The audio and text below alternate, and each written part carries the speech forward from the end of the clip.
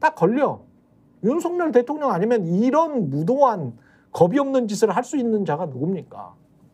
없지. 국방부 장관도 살 떨려가지고 벌벌 떨면서 박진희 참모랑 해병대 사령관이랑 왔다 갔다 하면서 계속 걱정하는 게 직권남용만 걱정하는 거잖아요. 야 이렇게 되면 직권남용인데 이것만 걱정하는 거잖아. 윤석열 대통령에게 불똥에 안 튀기 위해서, 안 튀게 하기 위해서. 아니 본인들의 직권남용. 본인 것도 그렇고. 본인 국방부 장관도 그렇고 해병대 사령관도 박정훈 대령한테 물어봐요. 내가 이첩 이거 중단 지시 내리면 어떻게 되지? 라고 하니까 고려대 법학과 박사 출신인 박정훈 대령이 그렇게 이야기하잖아요. 직권남용 됩니다. 안 하시면 좋겠습니다. 네. 그러니까 해병대 사령관이 알겠어. 이 대답밖에 못하는 거예요. 그러니까 3스타 국방부 장관 그다음에 국방부에 있는 참모들 전부 다 책임 회피네요. 전부 다 책임 회피하면서 직권남용만 걱정을 하고 있어요. 그리고 대통령실의 참모들은 대통령실의 말이라고 믿겨지는 것들을 전달을 해. 맞아. 그러면 직권남용한 사람은 누구야? 대통령이지. 그렇죠. 근데 이게 좀 이제 어제도 보니까 네. 그 조국 혁신당의 박은정 의원 있지 않습니까? 그렇죠. 검사 출신의. 예. 법사위에서 이제 공개한 자료가 있는데 이종섭 장관이 윤석열 대통령하고 통화를 한 8월 2일 그 다음 날인 8월 3일에 통화를 누군가하고 했는데 그 통화 내용 중에 고석 변호사라는 사람이 있더라. 이게 있어요. 고석이 용인 병인가 나왔죠. 그렇죠. 나왔다 떨어지신 분인데 예. 군인 출신. 그게 그 전에 그 기억하실 텐데 그 박정훈 대령 변호인 중 한 명인 김정인 변호사가 그 박정훈 대령을 항명죄로 구속 수사하고 뭐 이렇게 밀어붙인 사람이 지금 군 외에 있는 육사 출신의 어떤 사람이라고 하더라. 윤석열 대통령하고 친분이 있는. 그게 고석이에요. 그렇죠. 네. 그 얘기를 했었잖아요. 고석을 지칭한 거야. 그렇죠. 그 얘기를 사실은 저도 이전에 들었는데 네. 공개적으로 언론에 안 나왔기 때문에 얘기를 공식적으로 안 했는데 그 자료를 법사위에서 통화 기록이 있다를 공개했어요. 이종섭 전 장관하고 통화 기록이 있고 그게 윤석열 대통령의 8월 2일 날 이종섭 전 장관하고 전화 통화를 한 바로 다음 날 고석 변호사하고 통화를 했다.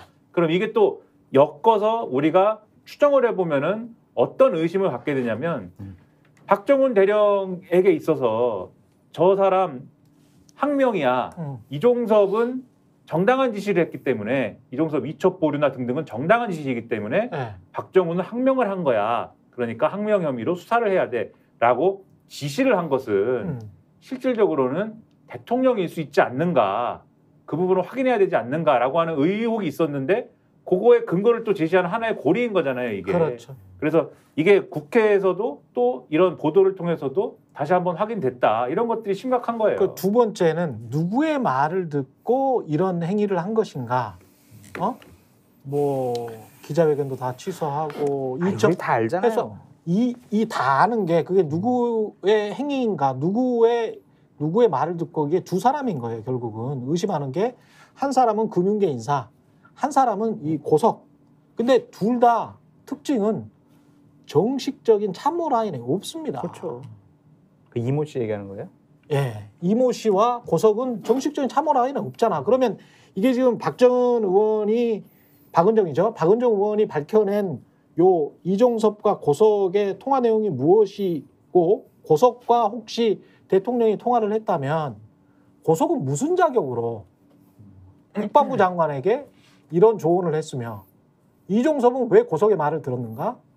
대통령과 친하니까 그랬는가? 그러면 이거는 이게 국정농단이죠. 더한 일도 많아요. 이거 가지고 너무 화내지 마세요. 아니 이거는 최상병의 죽음과 관련된 거니까. 더한 일도 더한 일도 많아. 아니 그러니까 민간인들이 개입을 이렇게 국정에 해도 되나? 안 되죠. 국가안보실도 있고 있잖아요. 그러니까 대한민국은 이제 법치 국가가 아닌 거죠. 그냥 네. 윤치 국가죠. 윤치 국가. 아니 이거는 나라가 심각한 겁니다. 그러니까 저는요. 윤치 국가 맞아요. 제가 같은데 김치 국가 아니에요? 김치? 하여튼 근데 저는 정말 대한민국이 민주공화국이라고 헌법에 쓰여 있고 우리가 근대국가 되면서 헌법에 의한 통치를 하지 어느 한 개인을 숭상하지 않잖아요. 근데 지금은 헌법에 의해서 권한을 부여받은 자가 자기 마음대로 지금 통치권을 행사하니까 이거야말로 명백한 헌법 위반이잖아요. 근데 이런 거를 지금 국민들이 뭐 지금 더 일어날 수가 없다 보니까 다 지금 묵과하고 있고 참아내고 있고 견디고 있는 건데 이 어디까지 손바닥으로 하늘을 가리겠습니까? 이게 국가 시스템이 무너진 게 저는 단적인 얘가 지금 대통령 해외 순방에도 나타나고 있거든요. 그러니까 지금 비보도를 전제로만 해가지고 말씀드릴 수는 없지만 하여튼 대한민국의 안보가 뚫릴 만한 일들이 너무 많이 벌어져가지고 큰일 났다라고 말씀드릴 수밖에 없어요. 또 민간인 탔어요? 아니요, 그게 아니라 하여튼 더 심각한 거. 더 심각한 심각해요? 일이 벌어져가지고 정말 근데 안 봐도 비디오예요. 저도 듣지는 못했지만 그럴 것 같아요. 근데 너무나 큰 일이 많이 계속 대통령 이 구도 정치적인 것만 한번 이야기를 짧게 하고 끝냅시다. 네. 이 구도로 192대 108로 네. 계속 야 해. 어떤 법이든 발의해. 나는 무조건 거부권 행사할 거야. 네. 이게 3년 동안 이렇게 하면서 버틸까요? 어떻게 해드리라고 보십니까? 버틸 수 있다고 생각하는 것 같아요, 지금은. 그렇죠. 네. 네. 그러니까 저런 모습들을 보이고 있는 거죠. 아, 그러니까 저는 민주당이 좀 국회 내에서 과한 행동을 하고 있다고 비판하고 있는 입장이거든요. 그렇다고 집권여당인 국민의힘이 보이콧 할래. 우리는 상임위원장 이거 선출도 안 할래. 우리 뭐 상임위 관련한 여러 회의 다 보이콧 참여 안 해. 집권여당이 맞아요 이게? 말도 안 되는 일이 지금 국회에서도 벌어지고 있잖아요. 왜 그러겠어요? 그럼 용산이 그렇게 생각을 하니까 그러는 거예요. 대통령 김건희 지키기 위해서 그렇게 봐야죠. 아니 우도를 이재명이 방북령이라고 우도를 봤으면 이것도 대통령 김건희 지키기 위해서라고 볼 만한 충분한 정황 증거가 있는데 이거는 나 진짜 정말 어제도 너무 많은 얘기를 들어가지고 진짜 네. 너무 창피해가지고요. 어쩔 줄을 모르겠어요 정말. 그래요. 정말 그래서 네. 오늘 우리 최 앵커님, 신인규 변호사님, 김민하 평론가님 막 윤석열 정권 권익위 막 비판하는 거 저는 120% 동의를 하는데 쓸데없다. 아 그래봤자 소용없겠구나. 국민들이 다 일어나야죠 그러면. 저는 그 소용없겠구나. 3.5% 법칙이 있거든요. 네. 전 유권자의 네. 3.5%면 한 180만 명 됩니다. 그렇죠. 이 180만 명이 들고 일어나면요. 평화적으로 정권을 이양시킬 수가 있어요. 그러니까 저는 그렇게 된다 그러면은 과거에 우리가 고생했던 그 박근혜 대통령의 그 안타까운 그 과거 전례가 있습니다만은 네.